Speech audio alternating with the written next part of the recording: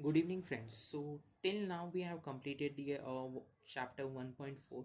We are now starting with the chapter 1.5. In this chapter, uh, basically three things are there. The first one is capital structure. Second thing is that resource mobilization, and the third thing is management. All three are the different. Okay, so you can consider three things you are going to study in this chapter, and very easily you can understand this. ठीक है. सो पहले point पे आते हैं capital structure. So capital structure क्या होता है? ठीक है. जैसे कि हमने इंटर में भी पढ़ा था कि कॉस्ट ऑफ कैपिटल करके एक चैप्टर था एस एफ एम में, इंटर में, जो कि फाइनेंशियल मैनेजमेंट में आता है. ठीक है. वैसे ही यहाँ पे कि क्या हमने से पढ़ा था वहाँ पे कि लाइक कैपिटल स्ट्रक्चर क्या होता है कि लाइक WACC पढ़ा था, weighted average cost of capital, जिसमें कि कॉस्ट जो रहता है कैपिटल का वो कि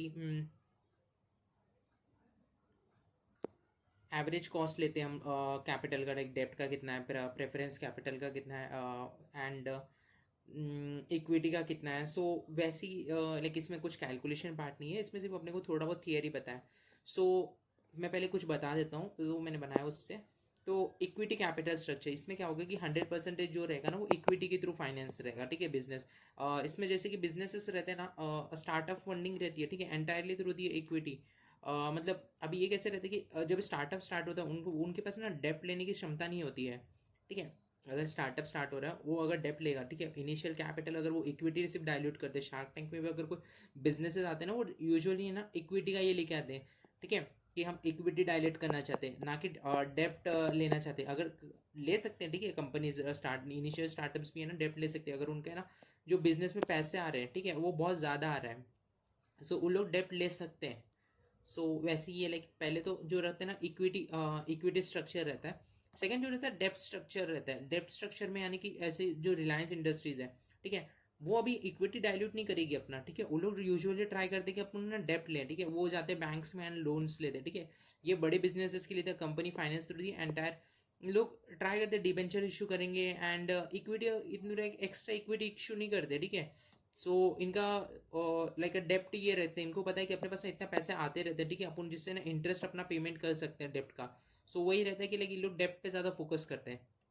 बैलेंस भी हो सकता है. ठीक है. बहुत इक्विटी से भी ले सकते हैं कंपनी की, और डेप्ट से भी ले सकता है. ठीक है. बैलेंस रिस्क एंड रिटर्न मतलब जैसे कि 60% इक्विटी से ले लिया, 40% डेप्ट से ले लिया, ये बैलेंस मतलब दोनों.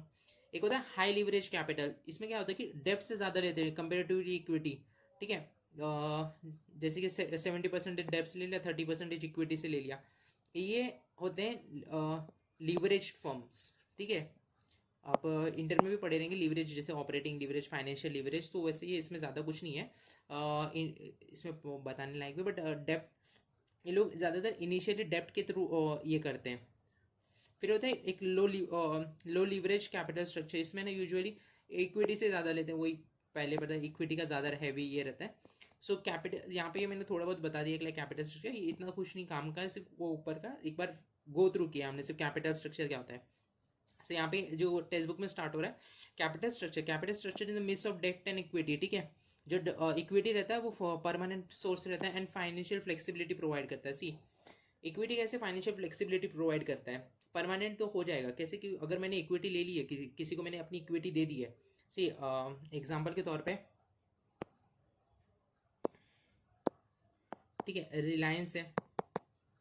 अब रिलायंस ने शेयर होल्डर्स को ये दे दिया इक्विटी, एंड शेयर होल्डर्स ने इनको पैसे दे दिए. अब ये पैसे इनके पास आ गए हैं. ठीक है. अब ये पैसे इनके लिए परमानेंट सोर्स होगा. इनको इसके रिटर्न में कुछ मिलेगा या नहीं मिलेगा वो कुछ नहीं है. ठीक है. इनके लिए वो लाइक परमानेंट हो गए वो अपने लिए, रिलायंस के लिए.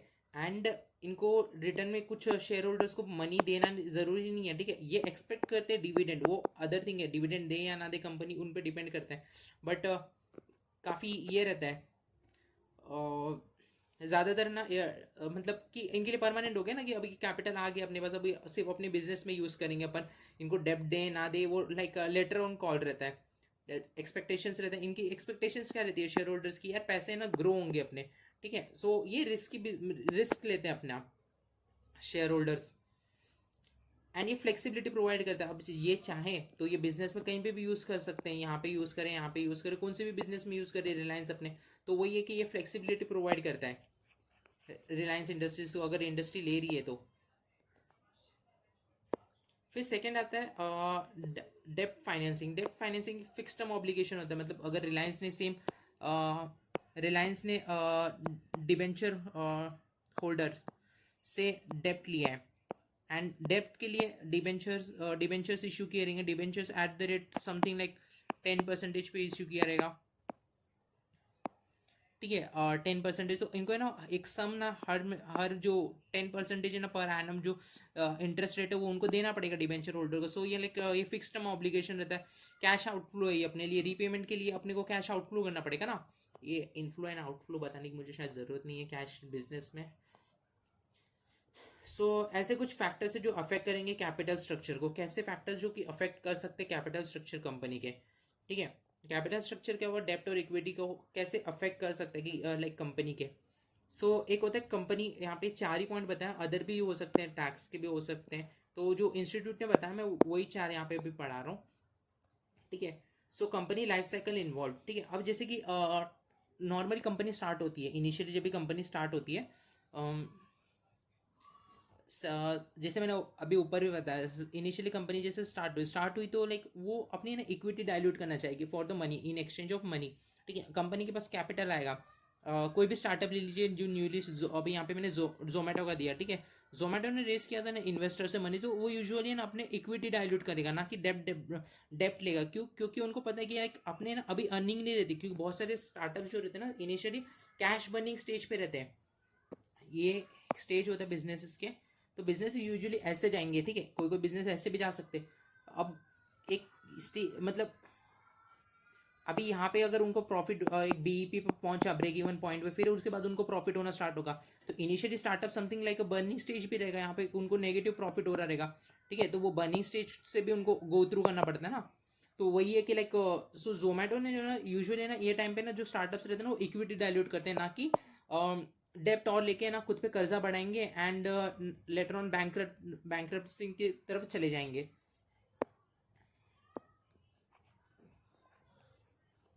यही बताएं यहाँ पे, companies at a different stage of growth at have a different funding needs, ठीक है। स्टार्टअप्स आर रिस्कियर रहते हैं, क्योंकि लाइक उसमें पैसे मिले या ना मिले, ठीक है, कब स्टार्टअप चले या ना चले, and hence they are more rely on equity, क्योंकि वो इक्विटी डाइल्यूट करना चाहते हैं। मैच्योर बिजनेस जैसे रिलायंस हो गया, अदानी हो गया, इनका डेप्ट रेशियो ज़्यादा रहता है। अगर देखेंगे ना आप कंपेरेटिवली कोई भी स्टार्टअप से, न्यूली स्टार्टअप से कंपेयर करेंगे, इनका डेप्ट रेशियो ज़्यादा रहता है।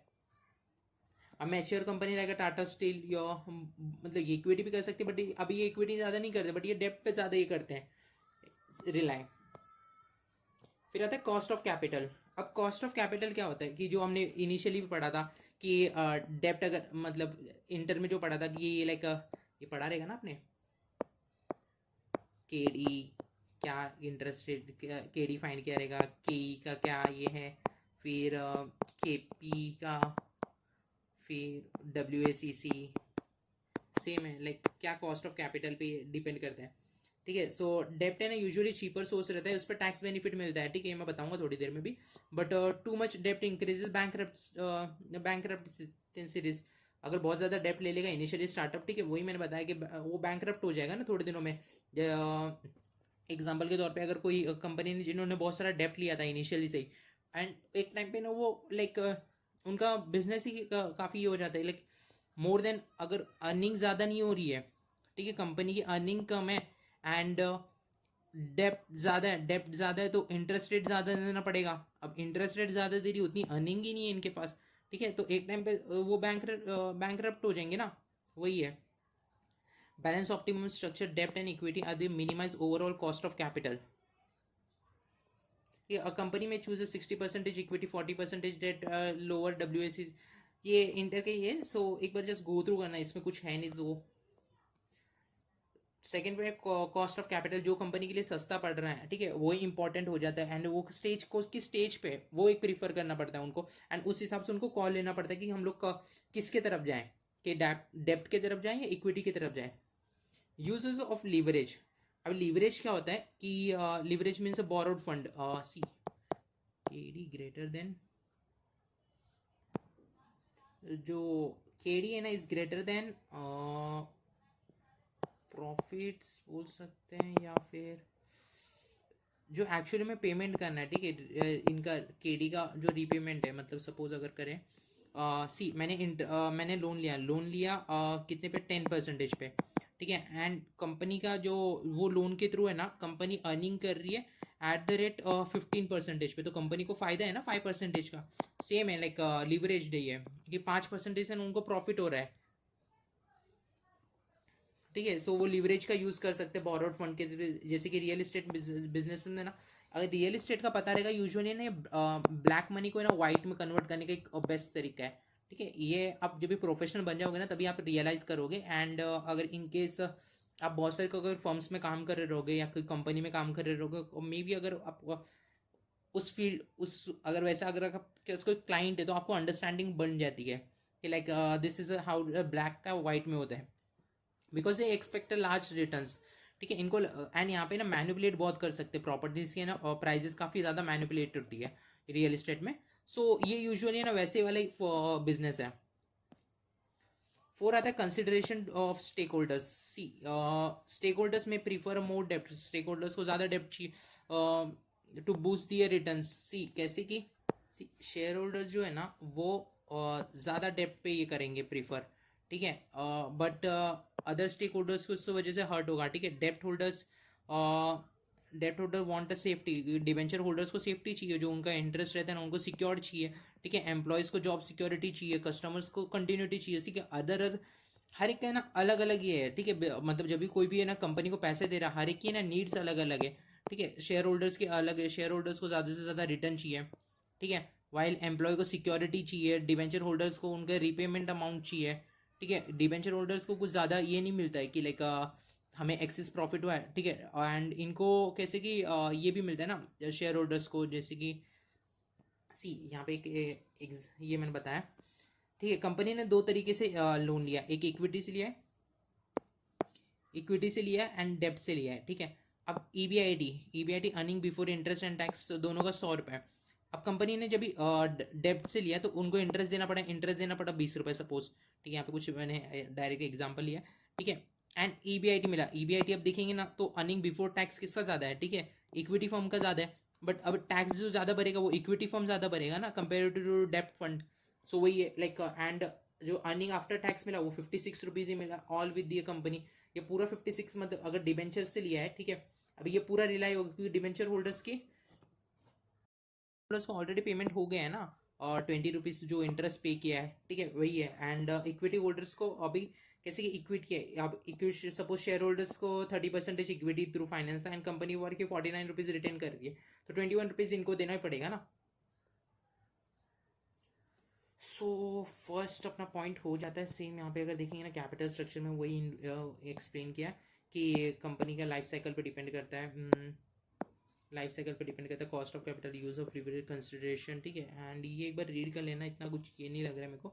एंड डेप्ट इक्विटी रेशियो, ये सब leverage, and an entrepreneur can decide, entrepreneur पे डिपेंड करता है कि किस साइज बिजनेस पे है, ठीक है। अल्टीमेटली कॉल तो भाई बिजनेस का ये रहता है ना, एंड इसमें ना प्रोफेशनल ज़्यादा हेल्प करते हैं उनको, एंटरप्रेन्योर को भी इतना आइडिया नहीं रहता, बट जो भी प्रोफेशनल रहते हैं उनके हायर्ड, ठीक है, वो ज़्यादा हेल्प करते हैं उनको। सेकेंड आता है रिसोर्स मोबिलेशन। रिसोर्स मोबिलेशन अभी सिंपली वर्ड्स में एक्सप्लेन करूँ तो,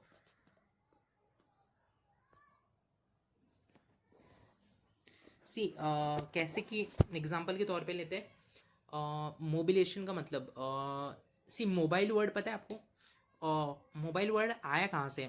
मोबाइल का मतलब क्या हो कि लाइक एक ऐसा डिवाइस है जो कि लेके ना अपन घूम सकते हैं, ठीक है।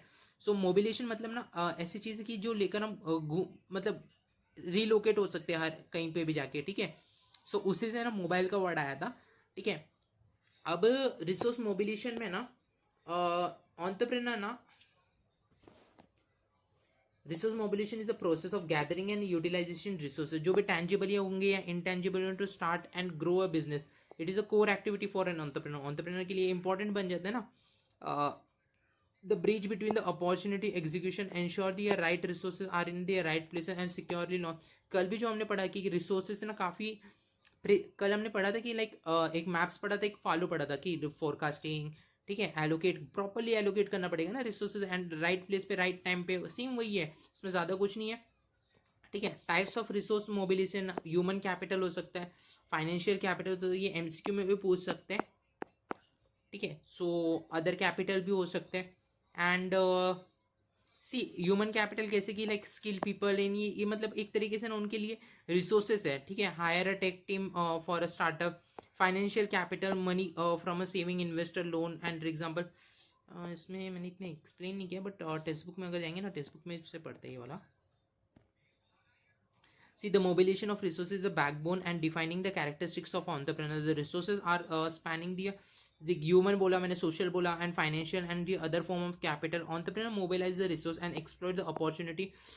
Can sell their product or services at greater than their cost of production. See, कैसे कि सेलिंग प्राइस ना वो ग्रेटर होनी चाहिए किससे, कॉस्ट ऑफ प्रोडक्शन से, ठीक है। सेलिंग प्राइस अगर 100 रुपये, मेरा कॉस्ट ऑफ प्रोडक्शन 80 रुपये, ठीक है, तो मेरा 20 रुपये का प्रॉफिट हो गया ना। सो वही इन्हें बता रहे कि लाइक अगर रिसोर्स मोबिलेशन से भी they organise and recombine the variety of the such financial capital, human capital. See यहाँ पे बहुत सारे टाइप्स ऑफ कैपिटल बताएं। एंड देखिए इंटेलेक्चुअल कैपिटल भी हो सकता है, ठीक है, जो आइडिया वगैरह कैपिटल, एंड टेक्नोलॉजी हो सकती है, स्टोरीज होती है, एजुकेशन हो सकती है। Human capital talent, knowledge, skill. Financial capital money होती है। एंड नेटवर्किंग कैपिटल जो कि मेरे रिलेशनशिप से स्ट्रॉन्ग बॉन्डनेस है किसी के साथ। कल्चरल कैपिटल हो सकते हैं, एटीट्यूड, माइंडसेट, ठीक है। And physical capital and institutional capital, ये एक बार रीड कर लेना, इतना इंपॉर्टेंट नहीं है, बट अपार्ट फ्रॉम दैट ये एक एमसीक्यू पर्पस के लिए इंपॉर्टेंट बन जाता है।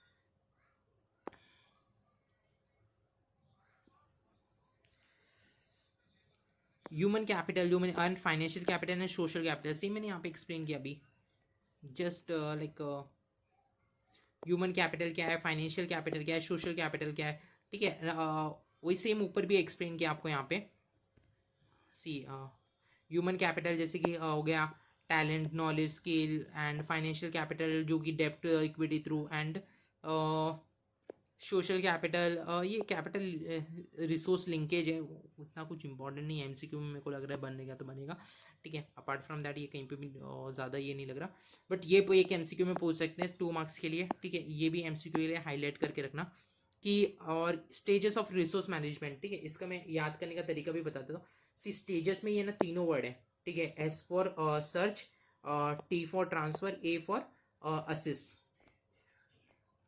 ठीक है। Identify the potential of resources, जो रिसोर्सेज यूज हो रहे हैं वो आइडेंटिफाई करो, ठीक है। Assess, agreement, arrangement for their deploying resources, ठीक है। अरेंजमेंट करो लाइक कहाँ पे क्या यूज़ हो रहा है, अलोकेट करना पड़ेगा उनको, ठीक है। एंड उस हिसाब से उनको ना डिप्लॉय करो, हर जगह पे वहाँ पे उनको यूज़ करो। सो नेक्स्ट पॉइंट पे आते हैं मैनेजमेंट, ठीक है। अभी सी जो भी कैपिटल आया अपने पास, ठीक है, एंड जो भी अपने पास रिसोर्सेज है, ठीक है, उनको मैनेज भी करना पड़ेगा।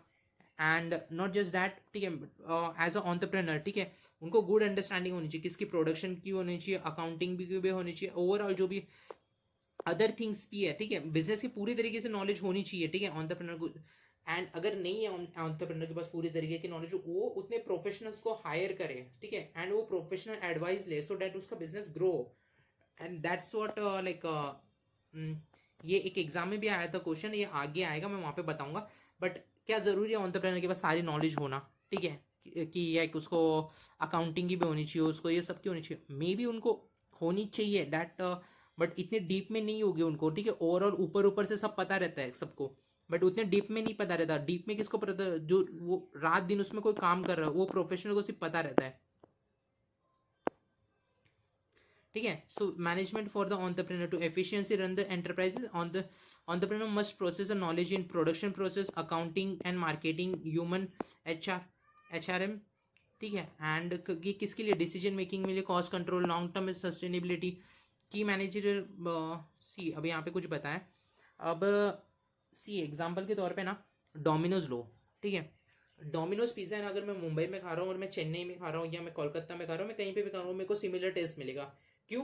क्योंकि उनका जो उन्होंने सप्लाई चेन इतनी अच्छे से करके रखी है खुद की, ठीक है, सप्लाई चेन मैनेजमेंट, ठीक है। एंड ये जुबिलेंट फूड वर्क्स ये करता है, और डोमिनोज पिज़्ज़ा को देखता है इंडिया में अंदर।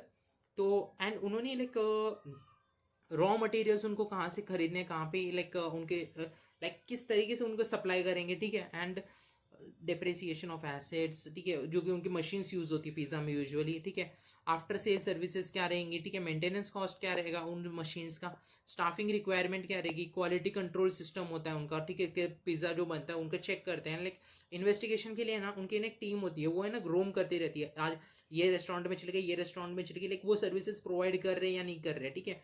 एंड वो जाते हैं वहाँ पे से पिज्ज़ा टेस्ट करने जाते हैं, ठीक है। ये एज अ मैं इंटरनल बता रहा हूँ, somehow I got to know about this, ठीक है। एंड सपोज उनकी ना टेक्निकल विजिट होती है, टीम जाती है वहाँ पे, ठीक है, रेस्टोरेंट में उनकी क्वालिटी कंट्रोल करती है कि ये पिज़्ज़ा बराबर बन रहा है या नहीं बना, जो अपने स्टैंडर्ड्स थे वो टेस्ट कर रहे हैं या नहीं कर रहा, क्या इसमें कुछ लाइक अलग टेस्ट आ रहा है, एंड अलग टेस्ट आ रहा है कि क्यों आ रहा है।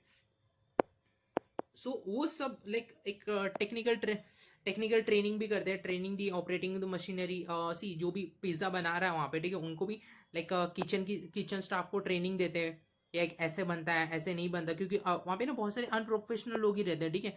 मतलब जैसे कि उनको है ना वो पता नहीं रहता कि लाइक कैसे बनने वाला है, ठीक है, पिज़्ज़ा, बट उनको ट्रेन किया जाता है, एंड आफ्टर ट्रेनिंग वही ये करते हैं।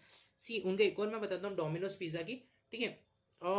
उन लोग जो लाइक ये ना कैसे कि खुद ही पैसे लेते हैं, मतलब अभी सपोज मेरे को फ्रेंचाइजी सेल करते हैं उन लोग, ठीक है, अगर मेरे को डोमिनोज पिज़्ज़ा की कोई फ्रेंचाइजी दे, उन लोग मेरे को बोलेंगे हम लोग एक एक्सेस अमाउंट दे दो, आपको हम फ्रेंचाइजी दे देंगे। सपोज 1 करोड़ अमाउंट है, 1 करोड़ मैंने दे दिया, एंड मैंने उनसे फ्रेंचाइजी ले ली। अब फ्रेंचाइजी मैंने ले ली, अब मैं मेरे मन के मुताबिक मेरे को है ना मुंबई के अंदर ये प्लेस पर डालनी है, ठीक है, कांजूर मार्ग में डालना है, तो कांजूर मार्ग के अंदर मैं नहीं डाल सकता, ठीक है, अगर वहाँ पे ऑलरेडी है उनकी, तो वो जो डोमिनोज पिज़्ज़ा के जो जहाँ से मैंने फ्रेंचाइजी ली ना, वो मेरे को बताएंगे कि ये प्लेस पे डालनी है आपको, ठीक है। वो प्लेस भी डिसाइड करके बताते हैं कि ये प्लेस एक्चुअल प्लेस है जहाँ पे आप बिजनेस करोगे अपना हमारा।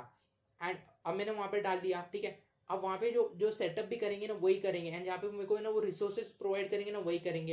एंड अपार्ट फ्रॉम दैट जो मेरा प्रॉफिट का हिस्सा होगा ना, उनके प्रॉफिट में भी है ना मेरे को ना उनको रॉयल्टी देनी पड़ेगी, ठीक है। And not just royalty, but जो उनका टीम रहती है ना, वो है ना वहाँ पे जो बिजनेस मेरा रहता है ना, उसमें आके ना इन्वेस्टिगेट भी करती है कभी कभार, ठीक है, स्टाफ प्रोवाइड मतलब जो प्रॉपरली ड्रेस्ड अप है या नहीं है, ठीक है, और कैसे मैनेजर्स है, क्या मतलब पोलाइटनेस है या नहीं है, ठीक है। एंड वो हमें भी पता नहीं रहता कि लाइक एक्चुअल में मतलब वो जो टीम आ रही है वो आज इन्वेस्टिगेशन के लिए आ रही है, लाइक रैंडम डेज पे आती है।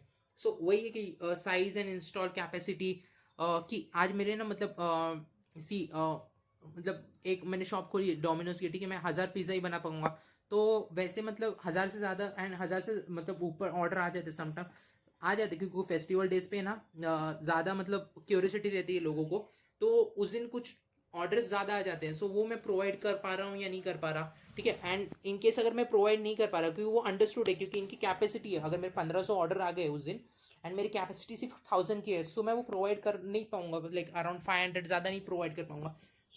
That can be like a point, but कैसे कि ऐसे भी बहुत सारे एस्केलेशंस होते हैं कि जिससे ना मतलब अगर सपोज मैंने वेज पिज़्ज़ा ऑर्डर किसी ने ऑर्डर किया था, और मैंने जो मेरे रेस्टोरेंट में ना नॉन वेज पिज़्ज़ा बना के रेस्टोरेंट से दे दिया, ठीक है। अब वो रेस्टोरेंट पे ना इन्होंने कंप्लेंट कर दिया कि नॉन वेज पिज़्ज़ा भेज दिया इनको, एंड देन यहाँ पे ना इन्वेस्टिगेशन होती है रेस्टोरेंट की, लाइक कैसे हुआ, क्यों हुआ, ठीक है, सीसीटीवी वगैरह पूरा चेक होता है, ठीक है।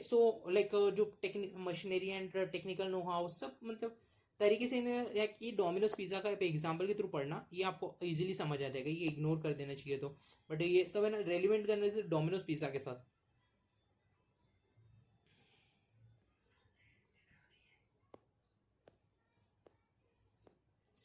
The primary concern for the entrepreneur is to assist, ये पॉइंट हो गया अपना, ठीक है, ये पॉइंट हो गया अभी यहाँ पे। The primary concern is to entrepreneur to assist the place, ठीक है, प्लेस अभी जो मैंने बताया कि जो डोमिनोज पिज्जा ना वो खुद ही बताते कि यहाँ पे आपको है ना आपकी शॉप डालनी है, where the enterprise is going to located and establish, ठीक है, ये ऑन्टरप्रेन्योर पे भी डिपेंड करता है, बट ना मेन थिंग कैसे, अब जैसे डोमिनोज पिज्जा होता है, डोमिनोज पिज्जा के किसी को ऑन्टरप्रेन्योर पकड़ लो, ठीक है, अब वो बताएगा कि मेरे को यहाँ पे शॉप डालनी है, एंड ये सारा ना बहुत सारे ना फ्रेंचाइजी बिजनेस में ना ये फिक्स रहता है कि ना शॉप वो बताएंगे कि ये लोकेशन पे डालनी है आपको, ठीक है। एंड वो एरिया देख के रखते हैं पहले से कि यहाँ पे अपनी ना मतलब अभी ये कोई है नहीं, तो अपने को यहाँ पे बिजनेस करना है। एंड अपार्ट फ्रॉम दैट कैसे कि समटाइम्स ना मैं अगर उनके हिसाब से शॉप डाल लेता हूँ एंड मेरा ना बिजनेस लॉस में जा रहा है वहाँ पे, तो ये ना मेरे को उसकी वजह ना मतलब जो मेरा बिजनेस जितना लॉस में जा रहा है जो मेरा एक्चुअल में कैपिटल होना चाहिए था, मतलब जैसे बिजनेस में प्रॉफिट होना चाहिए, सपोज मैंने फ्रेंचाइजी लिया, फ्रेंचाइजी के टाइम पे ना वो लोग बताते कि लेकिन आपको कम से कम ना 50,000 मिलेगा ही मिलेगा, अगर 50,000 से मेरे को कम मिल रहा है, ठीक है, तो 50,000 से कम मिल रहा है ना, तो मेरे को वो डोमिनोज पिज़्ज़ा पे करता है वो अमाउंट। सपोज मेरा 35,000 ही अर्निंग हुआ, 15,000 कम हुआ, तो डोमिनोज पिज़्ज़ा है ना, मेरे को वो 15,000 रुपये देता है। The basis of infrastructure cost, see same यहाँ पे है।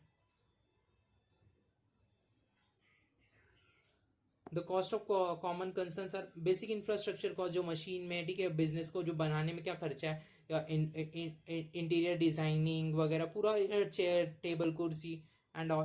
कैपिटल कॉस्ट क्या रहेगा, ठीक है, जो मशीन मैंने ली, हाँ, क्या ट्रांसपोर्ट एंड कम्युनिकेशन का कॉस्ट क्या रहेगा। मैन पावर कॉस्ट, जो भी मतलब बिजनेस में मेरे पिज़्ज़ा बनाने वाले हैं, ठीक है, डिलीवरी बॉय हो गया 30 मिनट डिलीवरी के लिए, उनकी सैलरी, स्किल्ड अनस्किल्ड कौन कौन होगा। Cost of other utilities like water gas fuel जो यूज़ होने वाले, उनका क्या क्या कॉस्ट होगा, ठीक है, वो सब मेरे को एस्टिमेट करके मैनेज करके वो चलना पड़ता है। सेम यहाँ पे मैंने बताया इंफ्रास्ट्रक्चर लाइक लैंड कैपिटल, मतलब जो सेटअप के लिए ये है। And capital cost like cost of fixed resources 15 lakh for a machine of furniture and like जो मशीन पिज़्ज़ा की जो मशीन रहती है ना, वो पिज़्ज़ा बनाने की, तो वो वाली। एंड फर्नीचर का काम कराना एंड ट्रांसपोर्ट एंड कम्युनिकेशन हो गया। तो मतलब गाड़ी भी लेनी पड़ेगी, ठीक है, कुरियर बॉय के लिए, वो थोड़ी ना गाड़ी खुद की लेके आएगा। तो उसको payment and water electricity, so you can go through this. And apart from that, Domino's pizza का एग्जाम्पल याद रखना। सेम वही मेरे को लग रहा है ज़्यादा रेलिवेंट यहाँ पे बन रहा है। एंड इसी के साथ अपना है ना चैप्टर 1.5 हो गया है। नेक्स्ट चैप्टर से, नेक्स्ट लेक्चर से हम लोग स्टार्ट करेंगे chapter 1.5, new ages and marketing and after sale services, ठीक है। So hope you like the video and do comment on this, like if you liking the videos. And thank you, channel को subscribe कर लेना।